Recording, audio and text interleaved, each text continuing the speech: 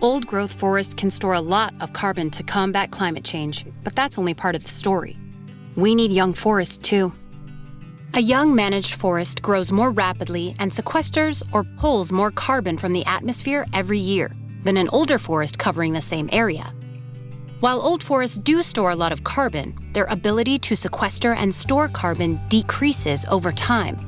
And when they burn in wildfires, they emit massive amounts of greenhouse gases. Since 2000, over 5 million acres of mature and old-growth forest on federally owned land have been lost to wildfire, insects, and disease. That's nearly the size of New Jersey.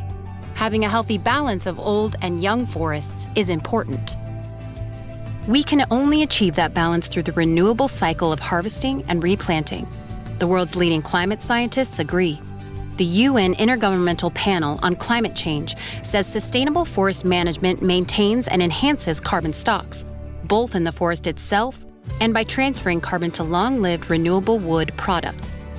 Half the dry weight of wood is carbon, so converting sustainably harvested trees into wood products stores carbon in buildings long after they're harvested.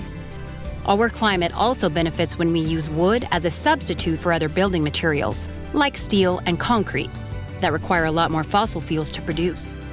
And when wood products are grown and harvested close to home, we're avoiding the emissions that come with transporting wood from other countries, often from places that do not share our high environmental standards. Unfortunately, many of our western forests, especially the 2/3 owned by the federal government, are out of balance.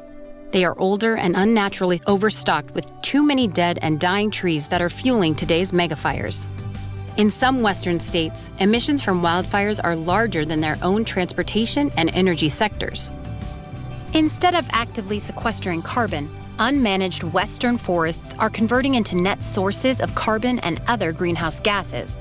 Without action through sustainable forest management, including timber harvesting and thinning, tree mortality and emissions from wildfires are projected to increase as much as 100% in the coming decades.